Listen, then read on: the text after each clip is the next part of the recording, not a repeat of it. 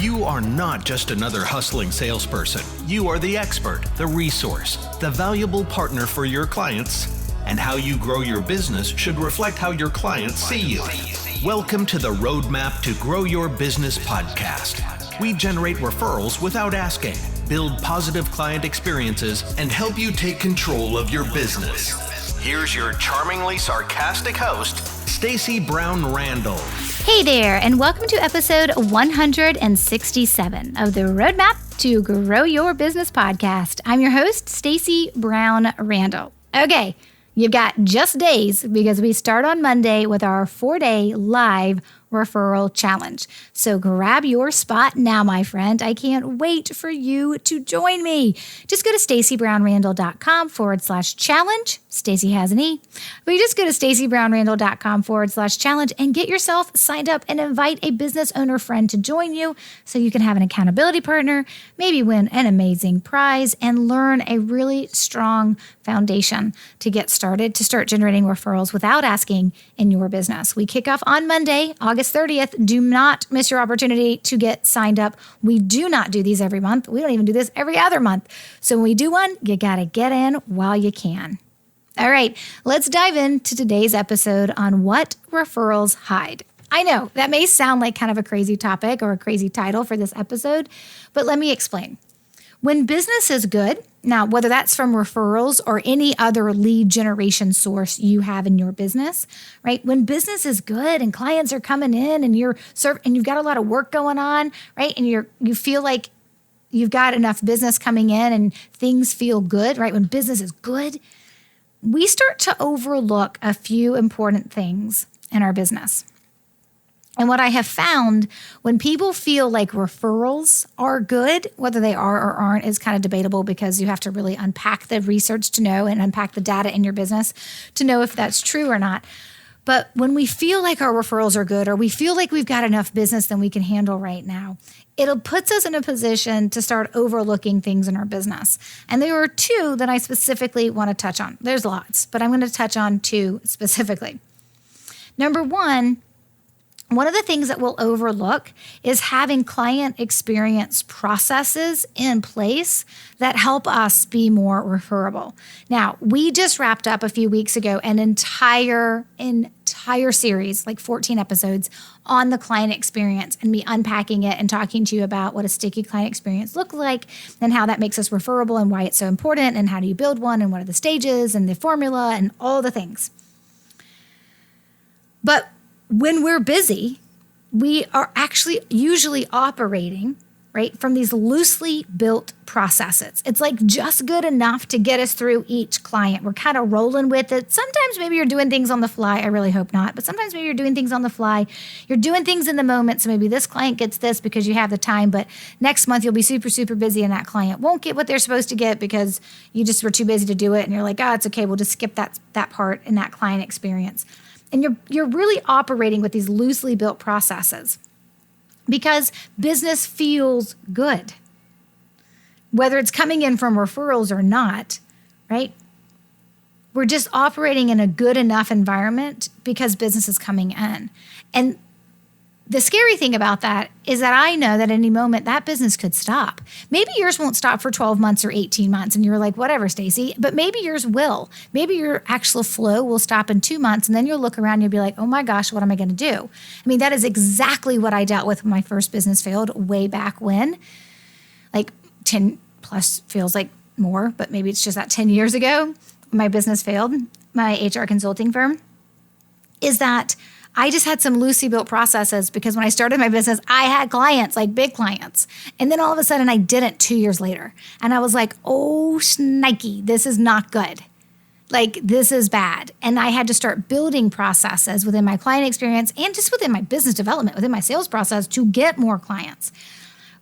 But when business is good, we operate our client experience on loosely built processes that actually impacts our ability to be referable to the clients we have right now. because we're not giving them the best client experience because we're doing it on these loosely built client experience processes. We're missing the wow. We're missing the I just didn't expect that reaction from our clients. We're not really connecting on the relationship side or the relationship level with our clients. And we're certainly not taking the time to strategically plant referral seeds. So whereas we may be getting some business in, whether it's coming from a referrals or a different lead gen source, that business is lulling us into a place of complacency because we feel so busy, right? That we are just operating, kind of rolling with it on the fly, some loosely built processes, and we're just getting by with just good enough. And I'm using air quotes around my just good enough. And that does not help you be referable down the road by those exact people that you so easily brought into your client experience pipeline to begin with. Will those people refer you? Will it be this amazing experience for them? Will you be referable based on what your client experience looks like? Because we are lulled into a place of complacency and we start to overlook important things that we're going to need when business feels good. So that's the first thing. And the second thing is the other thing when business is good, again, coming in from referrals or not, right? And we're overlooking things in our business. The other thing that I see people overlook is taking the time to have a referral strategy. So I had a conversation with someone before they joined the Growth by Referrals program, and she's super smart. So she joined the Growth by Referrals program because she recognized this after we had this conversation. But the comments and the things I hear from people sometimes is that they're just so busy with their current clients, there's no time to stop and work on the business, right? And so from that perspective, they stop thinking about other ways that they need to be growing their business. Now, here's the thing. If you're growing your business and you've got 3 well-working lead generation sources in your business, whether it's referrals or not, maybe it's speaking engagements, maybe it's your Facebook ads, maybe it is networking events that you go to, whatever it is, if you're bringing in clients and you've got processes and procedures in place and you're running a well-oiled machine, I'm not talking to you. Like this isn't for you. I'm talking about the people who like start a business and then maybe in the first couple of years or even that first year, like things just get good. And then they realize that there's things not built that need to be built for sustainability, for scalability, for growth down the line, and for creating referable client experience and for the ability to be able to generate referrals as well. You know, sometimes when someone tells me that they don't have time for a referral strategy, the reasoning I'll get from them is that, well, I get all my business from referrals. And let me tell you this, folks, when I press for details, simple details, like tell me the last 3, give me the names. I usually ask for first names because I do not care who the last names are, but give me the first names of the last 3 clients that said yes to you. And then I press them to tell me where did they come from, if they actually know. Right? Because we believe things that are anecdotal, evidence-based, and not really based.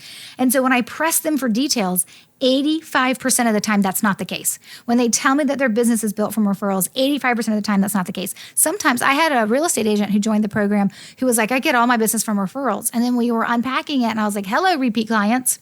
Right? I mean, like it was other repeat clients that were coming back that were just sustaining enough, but it wasn't what we were looking for ultimately from a referral perspective. And so when people tell me I get all my business from referrals, sometimes it's because they don't know how to define referrals. Sometimes it's because that's what they want to believe. And sometimes it's because in the past they've gotten some referrals and then that's been the projection context they've used to project on what's happening in the business now or the totality of how their business is growing. But when I press for details and I actually get the data of where their clients are coming from, 85% of the time, it's not the case. Their business isn't all coming from referrals. And the other thing, like when we're just so busy, right, we don't have time to stop and work on the business, we're certainly not tracking the data in our business that we need to track. Because I fully believe if you start tracking where your clients are coming from, that also propels you to want a referral strategy so you can get more referrals if you're getting some, or to start getting referrals if you're not getting any. Right? And so we certainly don't have a referral strategy in place, right? If you're thinking about this from that perspective of having a referral strategy and people saying, I'm getting referrals, like business is good, I've got enough clients, I don't have time to stop and work on my business. When those are the objections that I hear, I know that is keeping them, like that's what referrals hide, right? They hide you from thinking you got to take the time to build a referral strategy. And certainly they don't have time to build the referral strategy the way I teach it, which are 2 plans, not just 1 plan, but 2 plans. Now, does everybody need 2 plans? No. And I've talked about this in detail when we break down the 6 layers of the referral strategy. You don't necessarily need layer 1 and layer 2. but you will need one of them. And some of you eventually will need to add the second one, right? And that's the plans I'm talking about, of course, are what we do for our existing referral sources and what we do for our potential referral sources. So when business is good, sometimes we are lulled into a complacency of recognizing that there are gaps, there are cracks, there are things missing in the back end that would make the business run better, that would allow us to have a better client experience so that we could be more referable. And that when we sometimes think that business is so good, I get enough of my business from where I need it from, we don't take the time to truly look at where it's coming from and then decide, you know what, if I want this type of business to be here a year from now or 5 years from now, maybe I need to build a long-term referral strategy in my business. Now, here's the thing. I'm not saying that this is you, but for a lot of you, you know it is. Some of you are running an amazing business and you've got great business development. You've got great funnels in terms, I just mean like the prospecting pipeline, getting people to know about you and coming out the other end and saying yes. You've got processes to work with them and business is running full tilt, full well-oiled machine. And that's amazing. And that's what I want for you. When I'm talking to the person who you are busy and there is this little tiny sneaky suspicion in the back of your mind that there is this little piece that worries that, but could it all end tomorrow? Could it all stop tomorrow because I don't exactly have a handle on where it's coming from and how I take care of it once it's in the door? And if that's you, that's who this episode is for. So it's short, it's sweet. This is not a very long one. I do not want to lecture at you. That's not the point. That is not why you show up at this podcast. Even though we all know I can get on my soapbox, that's not what I want to do here.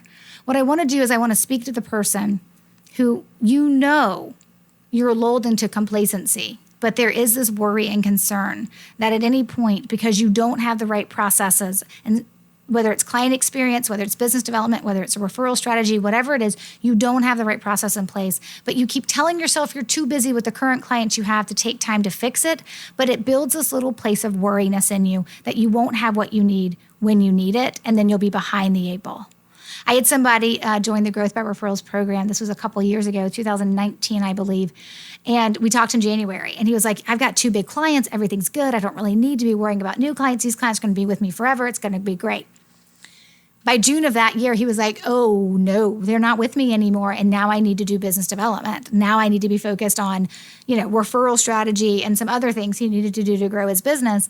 And I remember saying to him, because I kind of couldn't help myself, but I remember saying to him, imagine what this would look like had you started in January when you were too busy. And he was like, oh my gosh, I know. I'm kicking myself right now. Right? And so then he got started. And that's okay, right? Because the best time to plant a tree was 20 years ago. The next best time, right, is today. Whoever said that, maybe it's a Chinese proverb, I don't remember. But it's true.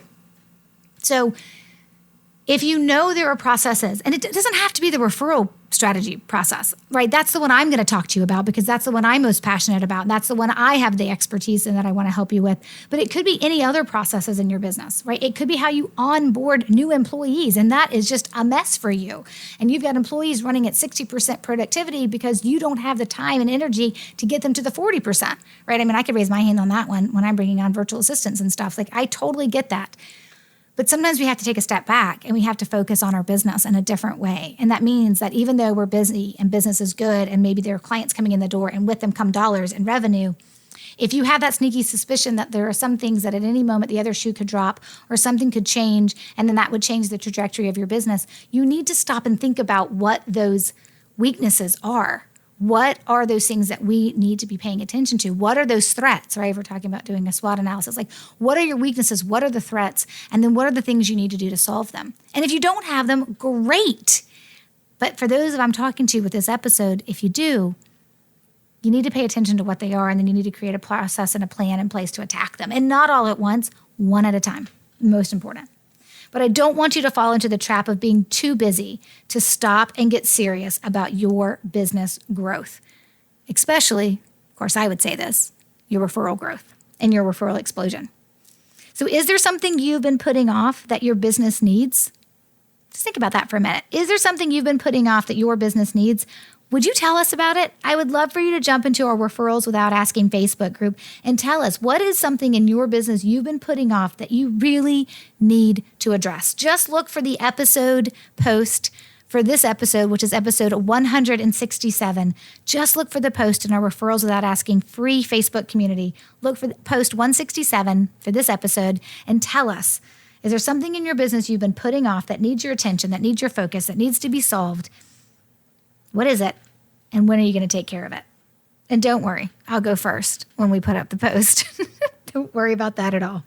All right. So again, before I let you go, don't forget, we're starting Monday, our 4-day referral challenge. I want you to be a part of it. Sign up, stacybrownrandall.com/challenge. If referrals and a referral strategy is something you've been putting off in your business, I want to help you. And I want to give you 4 days of some great free information, bite-sized pieces of information that won't overwhelm you, but will be powerful enough to help you start thinking and taking different action in your business. Just give me these 4 days and we will have a great referrals challenge. Let's do it together. stacybrownrandall.com/challenge. Don't forget, invite a business bestie, invite a business colleague, invite another business owner friend, and have them do it with you so you have an accountability partner. And next week is episode 168. It's a special episode about what it looks like to be in business for a few decades, like 10, 20 years, and then decide to transform your business to a referrals without asking business. Until then, take control and grow your business. Bye for now. Thanks for listening to the Roadmap to Grow Your Business podcast. To access all resources and links mentioned in today's show and to connect with Stacy, head over to www.stacybrownrandall.com.